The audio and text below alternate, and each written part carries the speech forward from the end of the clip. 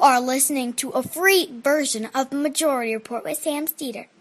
To support the show and get another 15 minutes of daily program, go to majority.fm, please.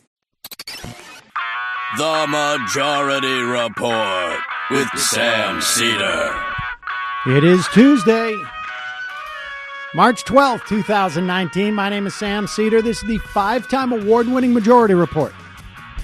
We are broadcasting live steps from the industrially ravaged Gowanus Canal in the heartland of America, downtown Brooklyn, USA.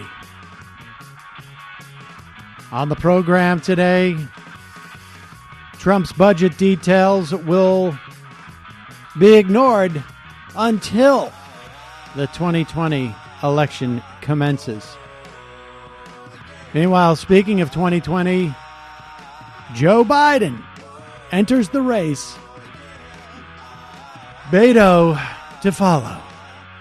Boo. Meanwhile, Boo. Nancy Pelosi doesn't understand what impeachment's for. New York Attorney General opens investigations of Trump Inc. And Facebook makes Warren's case for Facebook's demise. Meanwhile, the Writers Guild is at war with hedge funds posing as talent agencies. If you're making dinner plans tonight, introducing MAGA Yelp. Meanwhile, Amazon warehouses seem to be labs for suicide attempts. And the Mueller probe already funded through September of 2019.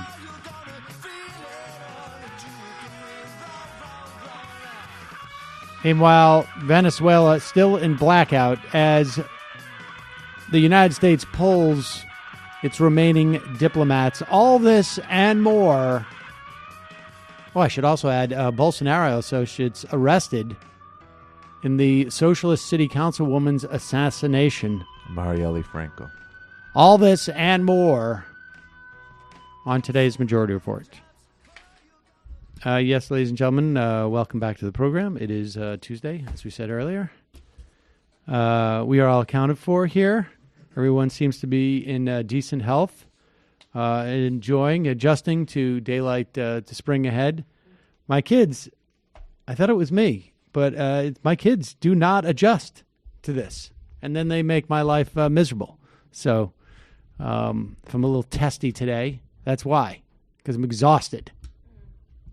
They stay up later and they don't, I don't know. They're angry in the morning. It wasn't exactly not rocky in here when I came in this morning. That is the truth. No. Well, one more thing the Rev will do is abolish daylight savings and spring forward and replace it with secular time. Circular? Pseudo. I can't talk this morning. Cyclical time. Yes.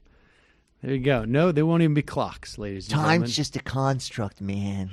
However, let's get to the important stuff. Look, a lot of folks turn to this program for because they're foodies and they want to hear some of the latest recipes or what we're doing with different when we did try out different foods and whatnot. Different kind of Pop-Tarts. Different kind of Pop-Tarts and good restaurant recommendations. Well, your wait is over, ladies and gentlemen. We are no longer needed because finally, someone has come up with an app that allows you to safely eat at a restaurant if you're a conservative. Here is the story from, of course, Fox and Friends. We wanted to make sure that people could let others know what restaurants may have a political bent. Now, we're not looking to try and find restaurants that are conservative or pro-Trump. Our aim is to get politics out of local businesses, local restaurants, and make everyone feel comfortable when they go out. Okay, and so I've seen this described as Yelp for conservatives, but Scott, on the locations that are deemed, do they have they have literally hundreds of producers working there. How is it that the guest just said we're trying to get politics out of everything, and then they come back with, and this is Yelp for Conservatives? Let's check it out here. On the locations that are deemed unsafe, and that one right there is safe. What went into saying they're not safe? Sure. Well, users can review the local businesses and restaurants. It's just 4 quick questions, yes or no questions. Number 1, does this location serve all customers regardless of political beliefs? Will they protect their customers if they're under attack by others in the restaurant? There's a concealed carry question, and does the location have a political presence in their social media? Again, we're trying to get politics out of these businesses. We want businesses to understand that there's no money in politics, and we're working to call them out on it. People just Pause it for a second. I should tell you, the guy who wants businesses to understand there's no money in politics, if you go to 63 or 63rd or 63red.com, I don't know what this 63, I don't know what the number 63 is, but it literally starts off, welcome to 63 Red, a family of conservative tools. It is a company, a business that is making money through politics with 63rd News, conservative news, 63 Red, keeping conservatives safe, 63 Red, real-time conservative chat, 63 Red, gather conservatives together. Have we figured out what the 63 is about? I'm trying to find it right now. Looks like they had some sort of DDoS attack earlier in the day. Well, or they something did like that. accurately name themselves as conservative tools, so that's good. There you go. All right. And so here's this guy. We just want businesses to know that you can't make money from politics. Just to understand that there's no money in politics, and we're working to call them out on it. People just want to go out and eat. They just want to go out and shop. Let's not mix the two. There's sort of a general unease among conservatives, and we want to make sure everyone's safe out. Everybody's safe out there. This reminds me a space. This Literally reminds looking me for of the safe last space. Majority Report dinner, and we saw this guy in the corner. He was reading a Wall Street Journal, and I said, "Hey, Sam, you think?" I don't know. Roughed him up. Let's just do it anyways. And we put down our glasses, and we beat him in an alleyway. Like literally, I went no, like, no, "Oh, it was- someone hold my glasses." Yeah, Sam said, "Hold my glasses."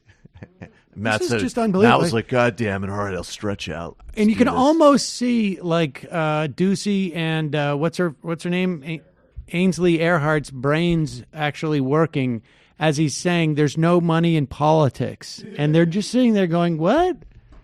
But we said Kaepernick did it for the money. That's all there is. That's all there is. Folks, do you remember 1989? Sadly, I do. This is the Barely. year the World Wide Web was invented. We've come a long way since then. So why does it feel like software you use every day at work is stuck in the past? Take a leap into the future by finding the right software for your business on Capterra.com, the leading free online resource to help you find the best software solution for your business.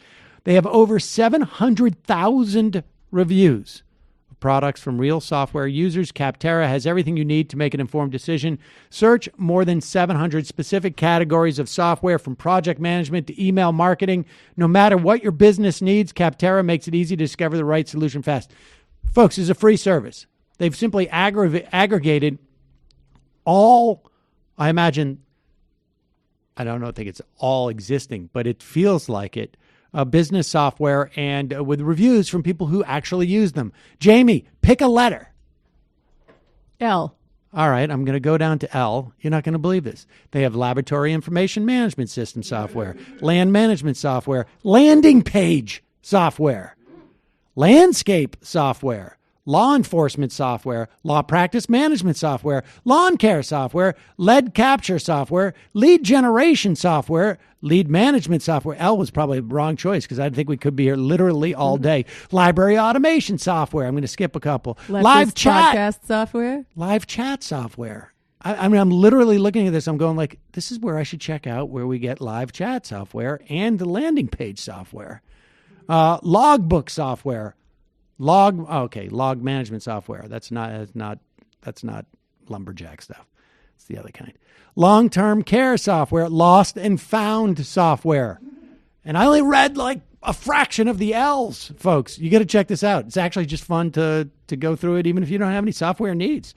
Visit Capterra.com/majority for free today. Become a polymath. Exactly. Expand your horizon. Nothing like being in a conversation going like, you know what, you probably need some manufacturing execution software. I mean, just off the top of my head, I can tell you that, the highest rated one is Master Control probably. Or maybe you might want IQMS, MES. I'm not sure. You should check them out. Capterra.com/majority. That's Capterra, Capterra. Did I even spell that right?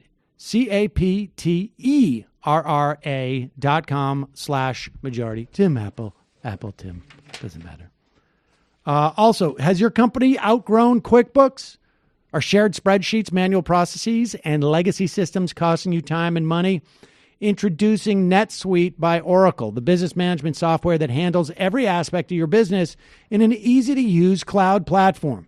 With NetSuite, you can save time, money, and unneeded headaches by managing sales, HR, finance, and accounting instantly right from your desk or even your phone. Thousands of the best-known and fastest-growing companies use NetSuite to manage their business, and now it is available to you. Better yet, it's more affordable than you think. Because right now, NetSuite is offering you valuable insights to help you overcome the obstacles that are holding you back for free. Don't miss out on unleashing your business's full potential with this free guide, Crushing the 5 Barriers to Growth. You'll learn how to acquire new customers, increase profits, finally get real visibility to your cash flow. Michael has already downloaded this. Yes.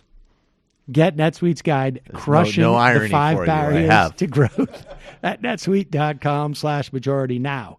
That's netsuite.com/majority to download their free Crushing the 5 Barriers to Growth guide today.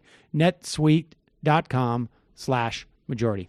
All right, let's take a look at this Donald Trump budget because in the 2 years that the Trump administration has put out his budget, even the Republicans ignored it largely, and certainly it's going to get even more ignored this time. However, and it really makes you wonder what the theory is here as to why they're doing this. But here is Larry Kudlow going on Fox News Sunday to sort of roll this budget out. Kudlow does not look like he's been working out in the whatever exercise regime he was on before he joined the administration. I think that's ended. Last time we said this, he had to take a health break. Yeah. So. I am, Mr. Joke about anything. I don't worry about it. And I was all set for some great Kudlow health regimen material. And then I saw him on screen. I was like, oh, whoa, okay. I have no comment after that. President Trump's top. Okay, wait, hold on for 1 second. I guess we want to play this in a different order here. Let's do it this way. So Donald Trump, one of the things he ran on early on in his campaign. Now, look, I think people who know anything about politics knew that he was full of crap. But one of the things he ran on was this idea that he was not like a Republican, that he had even said to the Republicans, like, I don't know why you would ever go after Medicare or Social Security. People love these things. And so he put himself out there as the one guy, particularly in the Republican Party, who was going to save Social Security, was going to save Medicare from the Republicans. Here he is back. This is a montage of the times that he talked about this. I'll save Social Security. I'll save Medicare. Ben Carson wants to get rid of Medicare. You can't get rid of Medicare. Medicare is a program that works. Every Republican wants to do a big number on Social Security. They want to do it on Medicare. They want to do it on Medicaid. And we can't do that. And it's not fair to the people that have been paying in for years, and now all of a sudden they want to be cut. Don't get rid of Medicare. You can't do that. People love Medicare, and it's unfair to them. I'm going to fix it, make it better, but I'm not going to cut it. Now, that's pretty explicit. He said that throughout at least the Republican primary, maybe didn't harp on it as much during the general. He also seems significantly more lucid at that time, at a time when we thought, like, this guy's a little bit off. So it just shows how sort of far we've traveled. He's not the only one in the administration who claims that they're not that. Well, first off, as a candidate, he was not going to cut it, and now his acting director of the Office of Management and Budget, or I should say, the White House budget director, makes this claim about Medicare and Medicaid. Two quick questions. One, to go back to drill down a little bit on what John Carl asked. If the deficit is such a problem, why not at least cut the rate of increase to the defense and to the defense budget? And secondly, he has said promises kept, but we're cutting Medicare. How does that keep his promise to the American people? He's not cutting Medicare in this budget. What we are doing is putting forward reforms that lower drug prices, that because Medicare pays a very large share of drug prices in this country, has the impact of finding savings. We're also finding waste, fraud, and abuse. But Medicare spending will go up every single year by healthy margins, and there are no structural changes for Medicare beneficiaries. But as for the defense budget, why not at least cut the rate of increase if the deficit is such concern, it's in the trillions, why not cut at least the increase? Because he's the commander-in-chief, and he thinks it's important to secure the country. It's one of his most basic constitutional responsibilities. The military put forward a 5-year defense plan. It was done over a series of years about the needs, which gets back to John's question. We are going along with that 5-year defense plan. In addition, we're putting additional dollars towards the military construction funds that we have tapped. So, in other words, let me break that down for you. One, yeah, he lied about not cutting Medicare and Medicaid. We're going to be doing that in our budget. And two, why are we increasing the rate in which we increase the Pentagon budget? Because the president's insane and thinks that there's a national security threat, particularly at the border. And that's basically where we're at.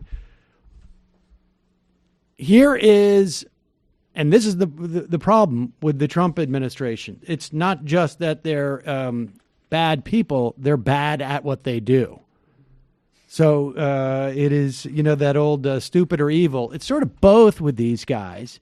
On one hand, both ends. Donald Trump had said, as a candidate, I'm not going to touch Medicare. I'm not going to touch Social Security.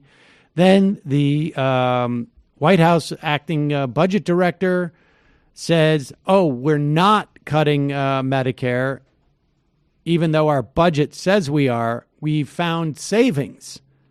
And we're taking those savings off the table, right? Incidentally, guys, I want to talk about some savings I found in your salaries. The best savings. But then they send out their chief economic advisor to Fox News Sunday, and Larry Kudlow explains why they actually do have to cut these things. President Trump's top White House economic advisor, Larry Kudlow. Larry, welcome back to Fox News Sunday. Thank you. All right. The president sends a new budget to Congress tomorrow that will reportedly call for stiff domestic spending cuts in environmental programs, transportation, anti-poverty programs, at the same time that he's calling for a big increase in defense spending, and you've still got those tax cuts. Why do that on the domestic side? Why not? I mean, if you want to do it. Faucet, one second. Why not? Sort of like why, when you're over 60, why not have a $1,000 a day Coke habit? Maybe you've tried, you've done the Weight Watchers, you've done the diets, whatever, but you know, not the first time Larry said why through not. College. Larry, you've been on the way. Well, why not? It's back to the 80s. Donald Trump's around, I'm around, the Coke's around, things are flowing. you got to hand it to him for not following up with that. Like, I'm rich. Just go backwards. I love that. Why not? Like, this is the thing to do. Can I write off stimulants? Why do that on the domestic side? Why not? I mean, if you want to deal with budget deficits, you've got rapid growth, which means keep the tax cuts in place. We believe the 3% growth rate of 2018 will continue in 2019 and beyond 2020 and so forth. I think the other element is always to limit spending. And the president is proposing roughly a 5% across-the-board reduction in domestic spending accounts. It will be a tough budget. We're going to do our own caps this year, and I think it's long overdue. Some of these recent budget deals have not been favorable towards spending. So I think it's exactly the right prescription. All right. You say that you're going to have a 5% domestic spending cut. On the other hand, reportedly, you're going to ask for another $8.6 billion from DHS, Homeland Security, and the Pentagon to build the wall. So there's going to be another budget fight over the wall? Well, I suppose there will be. I would just say that the whole issue of the wall and border security is of paramount importance. We have a crisis down there. I think the president has made that case very effectively. It's a crisis of economics. It's a crisis of crime and drugs. It's a crisis of humanity. We have to be much tougher and have more constructive immigration. I mean, you know what's fascinating about this to me is to know how thoroughly and deeply this guy also knows that he's lying. Like, there's nothing that he's saying right now that he knows to be even remotely close to the truth. And I get this is the job that he's got to do.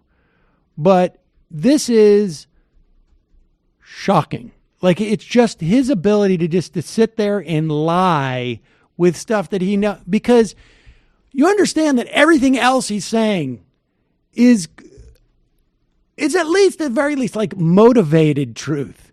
This is just out and out like I've got to say this. I've got to say it. It cuts against everything I believe. I got to say it because this is my job.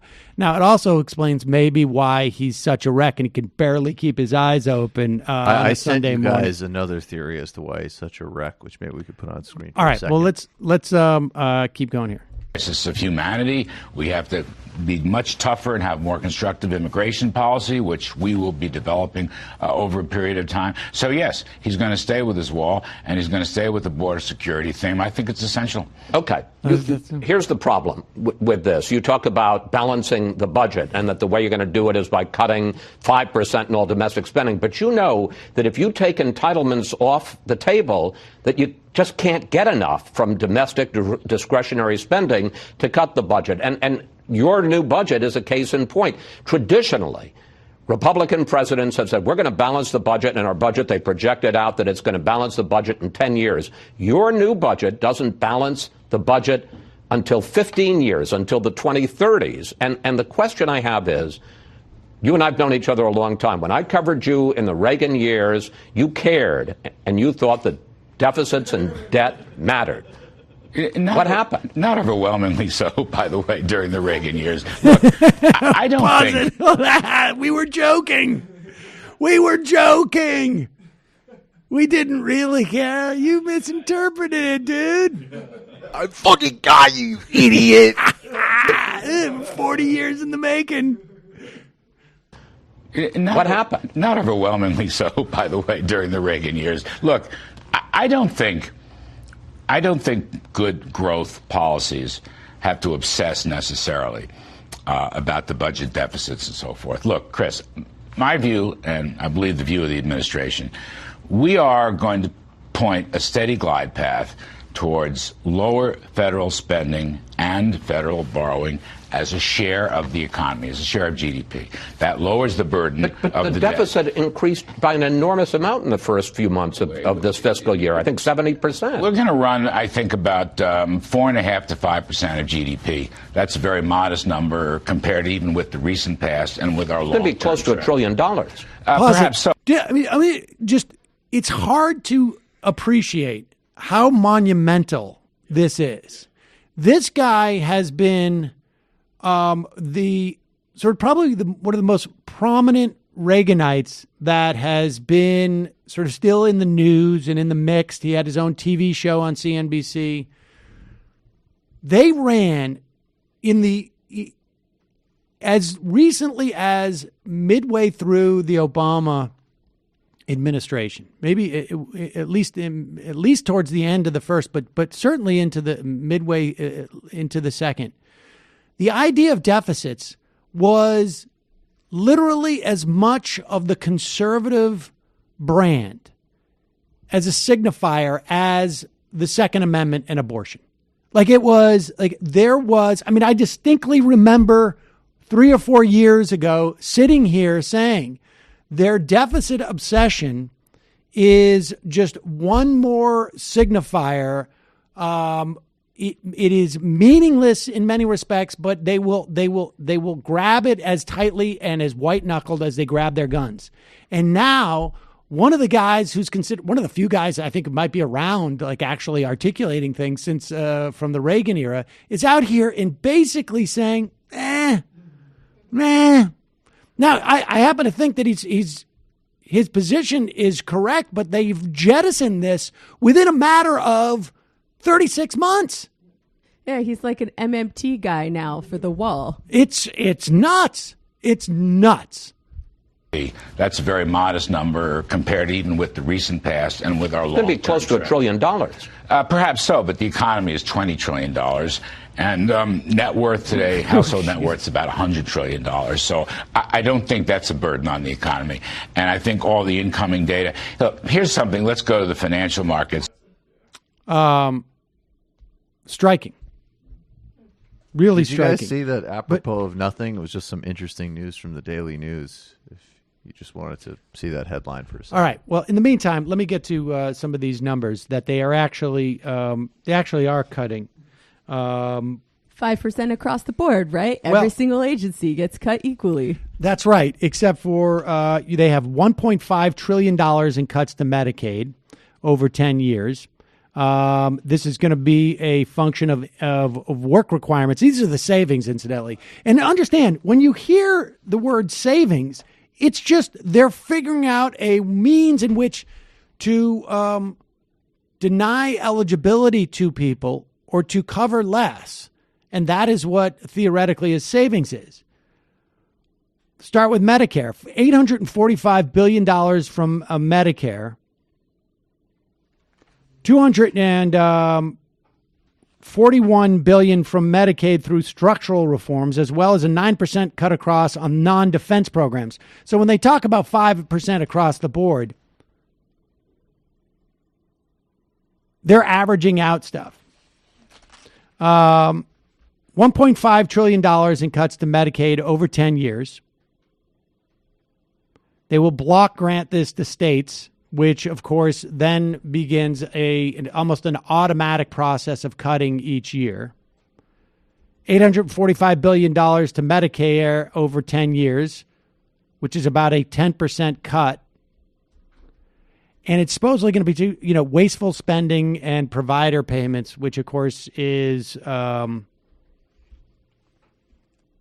bit of a joke. $25 billion in cuts to Social Security over 10 years, including cuts to disability insurance, a $220 billion cut to SNAP over 10 years, a $21 billion cut to TANF, that's the Temporary Assistance for Needy Families, which is super unfunded already, and it's one of the few cash assistance programs we have for folks living in the worst of poverty. $207 billion in cuts to the student loan program. It's going to eliminate parts of the public service loan forgiveness program and cutting subsidized student loans. Increases in defense spending, of course, by $34 billion next year. $8.6 billion in funding for the border wall. And it's more overall a 9% cut to non-defense programs, Section 8 housing vouchers, public housing programs, Head Start, WIC, which is the nutrition program for women, infants, and children. Of course, so many fat babies walking around these days. They're going to cut the low-income home energy assistance program. We're going to hear more about this during the course of the campaign. You're going to have the Democratic candidate, I would be betting, don't know who it is and don't know exactly what version, but they're going to be articulating some form of a Medicare for all program versus Trump's cuts to Medicare. In 2016, Paul Ryan said explicitly, and I remember playing it on the show, don't worry about what he's saying on the campaign trail. If he wins the presidency, we're going to dictate the budget process, and we're going to cut all these programs and give you tax cuts. And he's actually gone out ahead of them. I mean, Right. look, And let's be honest. Donald Trump's not looking over these numbers going like, I've looked into Medicare. We can have some savings here. This is all reflection of the right-wingers that came into office with him. And he is one of them because he doesn't care. He doesn't care. But I think the big takeaway is the kind of like the Bannon hustle is done. Like, this is just a pure Reagan, whatever you want to call it, agenda. There's not going to be any of that counter spin anymore. I beg to differ. I'm going to be a little bit more naked in my Well, racism. in terms of the racism, but again, I'm saying I'm predicating that on like, yes, more naked, but the racism and xenophobia has already been there, as AOC so elegantly reminded us about Reagan. The specific scam of Bannonism was the fake sort of pivot to populism. Yeah, it was like a European-style national red Tory. It's socialism done. kind of thing. He wants to slash the EPA by 31%. Like I said, also the student loan forgiveness program. If you head into some type of service job on a federal, state, or local level. Now, again, this stuff is not going to be enacted. We need to wait and see what happens in terms of the budget. My guess is we're just going to see the same more or less trajectory. Of course, the deficits will continue to grow because of the tax cuts. It will not be a big deal, the deficits, until the day a Democratic president takes office and attempts to expand programs that provide material benefit for the most amount of people. On that day, and to be fair, it'll probably be a ramp up as soon as Grover Norquist realizes the Republicans are going to lose. The deficit will be meaningless. And Larry Kudlow, if he's still with us in one form or another, will start talking about, we're moving into the red zone. Before we were not in the red zone, now we're going to be. I mean, that's the game that's always been. And it's going to return that way. That's what Republicans do. And you will hear the save the debt people. Remember how much money they were spending during the Obama years? They were rolling out stuffed cans.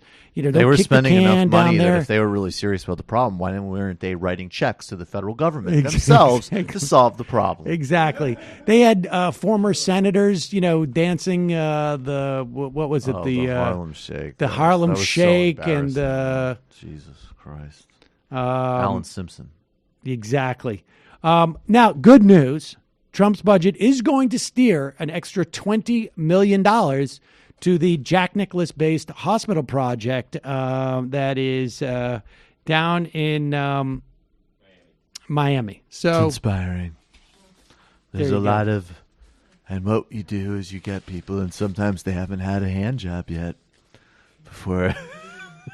It's like a Make-A-Wish for adults. All right, let's talk about Joe Biden.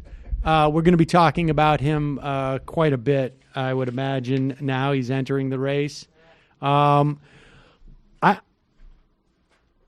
now, Joe Biden enters the race atop all of at least the majority of polls. There's part of this is a function of name recognition. Bernie and Joe Biden have the highest name recognition of any of the candidates in the race at this point. It doesn't account for all of their lead, but certainly a significant portion of it. And I think one could argue that at the very least, when it comes to positions, I would be willing to bet, and to be fair, I haven't seen any I haven't seen any type of poll like this. But I would be willing to bet that if you were to list 10 issues and put in a column, what does Joe Biden believe? And do the same exercise with Bernie Sanders, that Bernie Sanders supporters, 25%, let's call it, in these polls, versus Biden's supporters, let's call it 28%, just for the heck of it, that I would bet a lot of those Biden supporters don't realize the positions he's taken when he was actually in the business of taking positions that weren't a function of him being vice president. And here is Joe Biden. Is this him announcing? Is this his announcement? Yeah, here's his announcement right here, and he pegs it to Trump's budget, which, of course, is not ever going to happen. But I was going to stay away from this, but I can't. Did you see the budget was just introduced? It cuts $845 billion, almost $1 trillion cut in Medicare, and almost $250 billion, $240 billion cut in Medicaid. Why? Because of a tax cut for the super wealthy that created a deficit of $1.9 trillion, and now they got to go make somebody pay for it. Something that gave millionaires and billionaires excessive tax breaks. And who are they asking to pay for it? Middle-class families like you, the neighborhood I grew up in. Trading Medicare and Medicaid for tax breaks? How that's going to help anybody in this room? Or most of the people you live with? How's that going to help this country? He was hinting at in that speech that he was going to declare. He declared, I guess, today, right? He announced. If only there were a candidate running who's willing to go after the millionaires and billionaires. Right, I know. We're not going to talk about Bernie right now. We're going to talk about Biden. And so Biden is running a campaign that I think sounds exactly like one you would have run 10 years ago, 15 years ago, 20 years ago, right? And I think over the course of this campaign, it's going to be clear in the Democratic primary voters are going to want more than this. And can I ask a question, though? Isn't it very well reported, and I'm trying to find source here, but when Obama offered the worst of the... Okay, you're getting to that? That's Biden, right? Yes. And so the problem is that Biden's record is going to catch up with him. And specifically in the idea of cutting Medicare and cutting so-called entitlements, which are a silly name. They're simply programs that they're social insurance programs that people have paid into. During the Obama administration, and longtime listeners of the show will remember this, because every time Digby would come on the program, we would talk about it. From day one of the Obama administration, literally day one, in January of 2009, Obama was on record as saying that we're going to have some type of entitlement reform. And he was looking to cut Social Security and to perhaps raise the eligibility age for Medicare. This was on the agenda for at least 4 years, nearly 4 years. First, certainly from 2010 to 2012, it was near the top of the agenda for the Obama administration. They were trying to cut Social Security through the way that they were going to index cost of living increases. They were floating this idea of raising the eligibility age for Medicare. At one point, Obama was seeking a grand bargain with the Republicans. And Joe Biden was the lead person in the Obama administration who went to John Boehner and said, here's the deal we will give you. We want modest tax increases on the rich.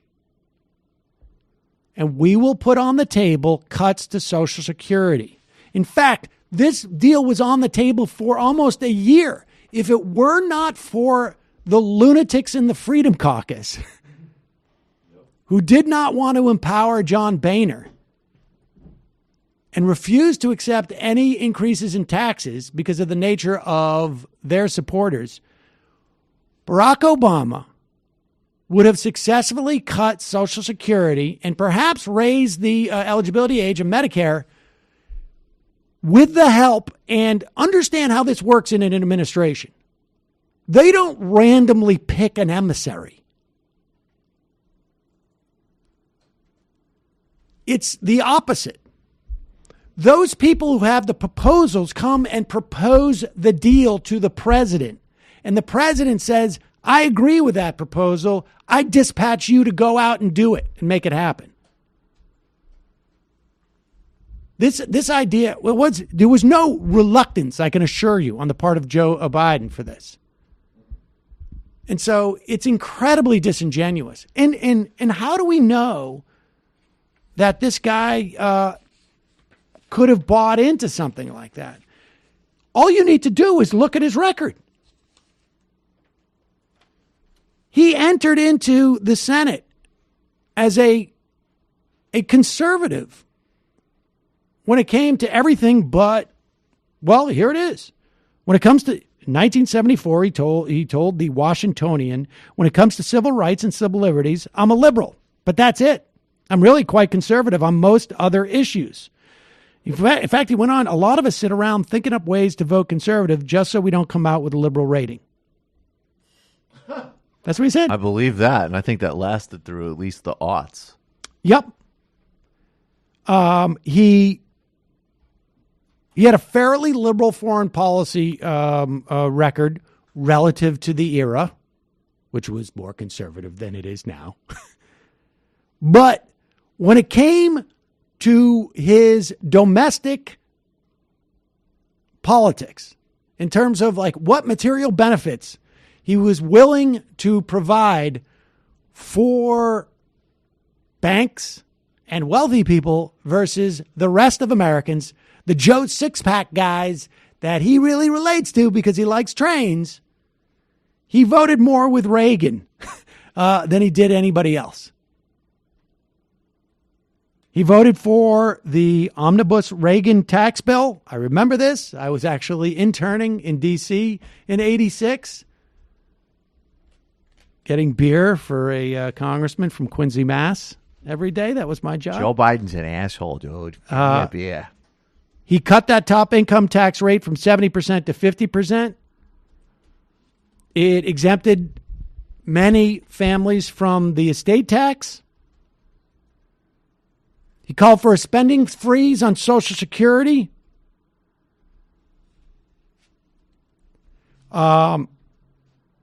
His pitch in 87 was very much in line with Bill Clinton's.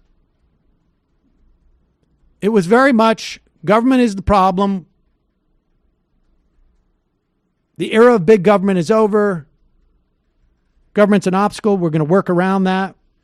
We need to, he said, quote, we must demand more of ourselves. Our managers, our workers, our consumers are needed to change their attitudes to revitalize society because government is not, that's not what government's for.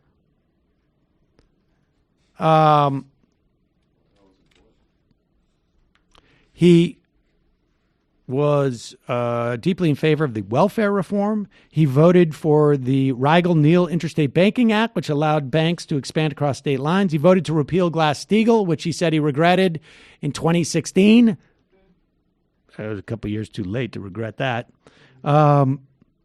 He voted to bar federal or state supervision of credit default swaps. I mean, there's a reason why they called him DMVNA. Now, Delaware, to be fair, is a garbage place. Well, it's all where all the credit card companies come because they can avoid all sorts of taxes there. A garbage place. But it's not a question of him being the sort of like lefty who had to just make some compromises. He got elected from there because he was one of them. That's the oxygen he breathes. He was instrumental in the overhaul of American bankruptcy law. And this bankruptcy law was done to protect the interests of credit card companies who were afraid that American families could go into bankruptcy and be shielded and get some type of bankruptcy relief from their credit card debt. Now, understand, if you're a company or you're like Trump Inc., you go into bankruptcy and you get your debts relieved. He did not want this to happen with American families when they owed money to credit card companies.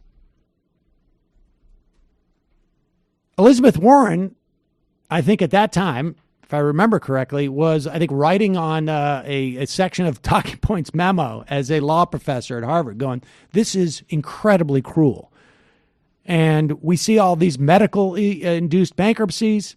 We see all of these other bankruptcies, just horrible for folks. He also wasn't so great on race back in the day. Can I just add one really quick? That's why his new, I don't want to hear millennials complaining is not just a gaffe. It's a reflection of a worldview. Well, absolutely. Yeah. Look, the best defense you can make for this guy is, well, you have to understand, his politics formed in another era. And that's why they are so out of touch today. Well, I think that's a perfectly fine defense. But it is exactly the reason why he shouldn't even be running.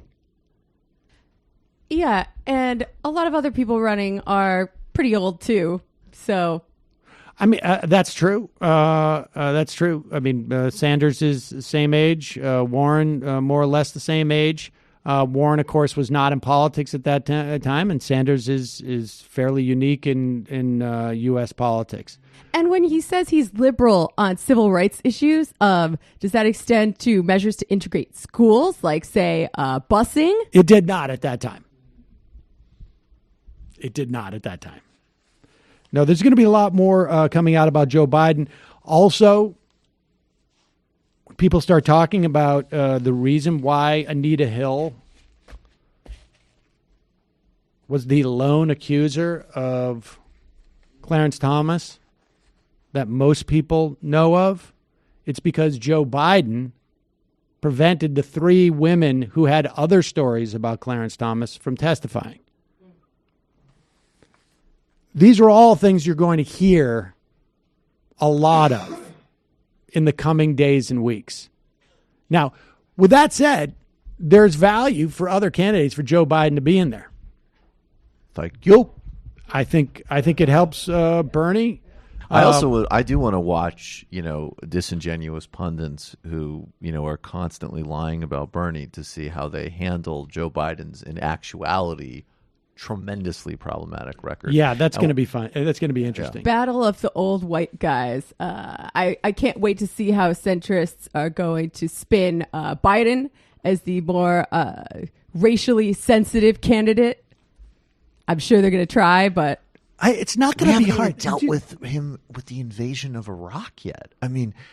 It's incredible. You can go through any single metric that somebody will be voting and thinking on, whether it is the so-called identity issues or the so-called economic issues or foreign policy. And this guy is just a catastrophe. But he is a talented politician, and he does have a certain charisma that people outside of this world like and should not be underestimated. Without a doubt. He's friends with Obama. Without a doubt. You saw the memes. Yeah. The speech that he gave at that fireman's, that is extremely effective for those folks. Well, what's going to be very difficult for people to swallow is, look, the reason why Barack Obama picked him as a running mate, and they may very well be, I imagine they're good friends by now. He needed foreign policy experience. And frankly, Joe Biden, when he went out there and said that, Barack Obama was a very clean and articulate black guy. I don't know if people remember that. I don't think he said black guy, but yes, he did say clean and It articulate. was implied. It was bad enough. It was basically he became for Obama what Al Gore thought Joe Lieberman was going to be for him. Right? Joe Lieberman was the big moral the big voice of morality scold against Bill Clinton. And so Al Gore wanted Joe Lieberman as a way of being able to say, I'm at arm's length from Bill Clinton. I'm just It's a concerned huge mistake. that the blowjobs are really distracting us from banning video games and killing Arabs. Right, exactly. And I think in many respects, Joe Biden was provided for Obama the same type of like message to the broader country, like I'm an arm's length from guys like Jesse Jackson and those other types that Joe. I mean, I think like there was a similar dynamic there, and so we'll see. I don't think he's a white guy. It's not just that he's a white guy. He's like got the same kind of a populist vibe, which Bernie also has, but used to completely different ends. Right. I'm saying something different. I'm saying not just that he's a white guy. There's a lot of white guys. We've had a lot of white guys. Yeah, but like he appeals to like the people who might have got mad at Obama for like guns, God, and religion. That's right.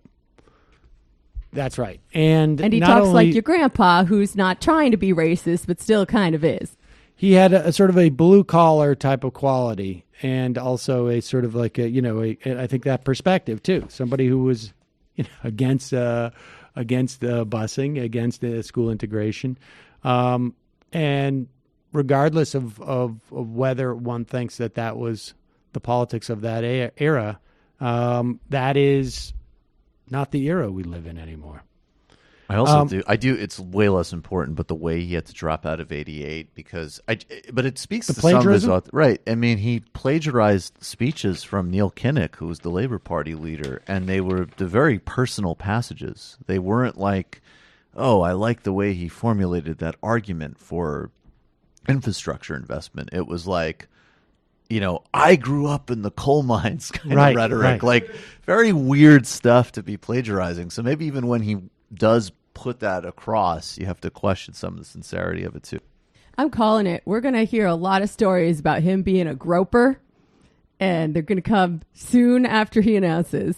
You think so? That is my prediction. We'll see. Well, we'll see. We should get like a pool going once everybody's jumped in. Beto's going to jump in. I actually think that Biden is good for Beto. Because he can sort of like draft behind Biden. I think he is. I think though it's going to be interesting to me. And again, I'll only frame this in terms of Bernie because this is a hit on Bernie. Bernie's been very clear that like I'm in this to win it. I'm incredibly serious about it, and he's already taking off the table. A Democrat needs to win. Period. Joe Biden has borderline endorsed Republican House candidates, which we played clips of, and Beto O'Rourke specifically has refused to support, I forget her name, but a very progressive candidate because of a personal Hurd. He's friends with Hurd. So I think what's interesting in some ways, like Biden, it's either going to be that everybody discovers his policy history and all of a sudden he just tanks, which is possible, or it could be most Democratic primary voters. Doesn't mean he wins, but he's just inoculated. Like, it doesn't matter. We know him. We like him. I think in Beto's case, I think there is much more of like a, it's even like me. I love Beto O'Rourke when he's running against Ted Cruz. But what are your positions on oil? What are your positions on endorsing fellow Democrats? So I don't know. I think it could be trickier than Beto than we realize. And I think Biden is more inoculated in a way because of his age and the way he's just been around forever, Well, I, for one, cannot wait to hear what kind of nickname Trump comes up with for him. For Joe Biden? Yeah. Doesn't he have one already? How did he not have one in the... Dopey Joe. Handsy Joe. Dopey Joe. We'll see. All right, folks. This Don't forget, you can take a leap into the future with Capterra.com, the leading free online resource to help you find the best software solution for your business. With over 700,000 reviews of products from real software users, Capterra can help you make an informed decision no matter what your business needs. Visit Capterra.com/majority for free today to find the right tools to make 2019 the year for your business. Capterra.com/majority. Capterra, that's Capterra.com/majority. Don't forget, this program relies on your support. By becoming a member, you support the free show. We give you extra content. Just pennies a day, ladies and gentlemen, and you can be a member of the Majority Report. Go to jointhemajorityreport.com. Don't forget, we will not lock anyone out of the fun half for lack of funds. A little bit behind on the emails, but we will catch up. Believe me. Believe me. So send us an email at majorityreporters@gmail.com if you want access to the fun half, but you don't have the funds to do so. Otherwise, support something that you listen to. Go to jointhemajorityreport.com. Also, justcoffee.coop, fair trade coffee, tea, or chocolate. Use the coupon code majority, get 10% off. Today is Tuesday, March 12th, which means it's a Tuesday. Indeed. Tonight, John Idarola from the Young Turks makes his debut on TMBS, and then Joshua Kahn, who is a long-term activist and organizer globally in the LGBTQ movement and the climate justice movement. We talk about building a culture of activism, how it actually works, the mechanics of building campaigns and building community. We're going to be starting live at around 7-ish on the TMBS YouTube channel, where there are plenty of clips. And this weekend, an illicit history of Joe Biden with Zach Carter for TMBS patrons, patreon.com/TMBS. Jamie. Out now on the Antifada, we have a patrons-only bonus wherein we talk about electoral politics with Hamilton Nolan from Splinter News, specifically the candidacy of one Bernard Sanders. Hamilton wrote a couple articles a while ago that was sort of urging Bernie not to run.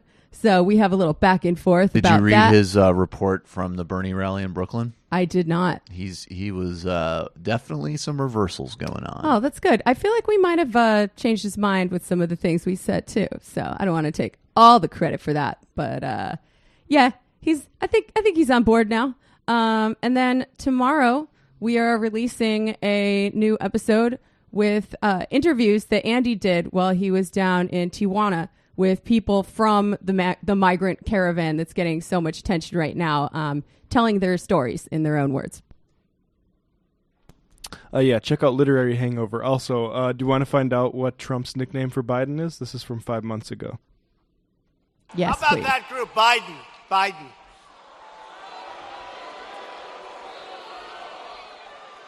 We call him 1% Biden. Until Obama took him off the trash heap, he couldn't do it.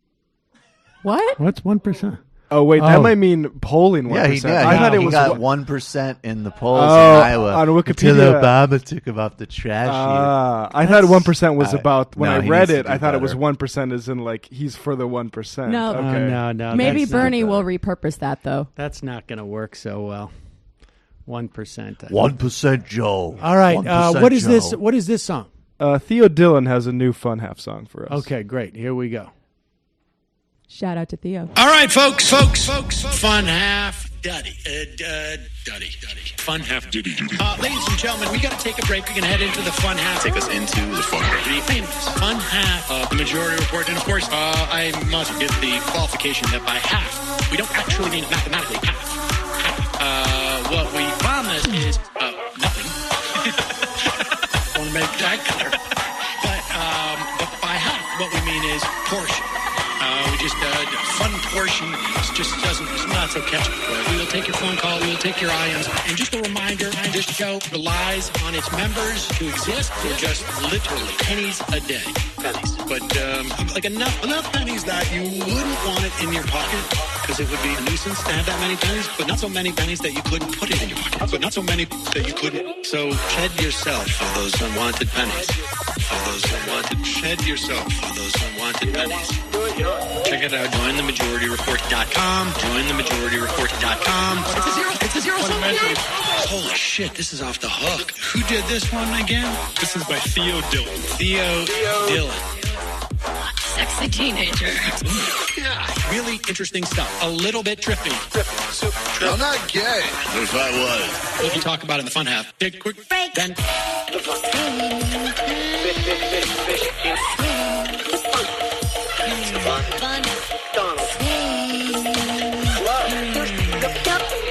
Fun half. I mean, it sounds a little bit fun. Fire, one up, 6 foot long, a little bit of gap.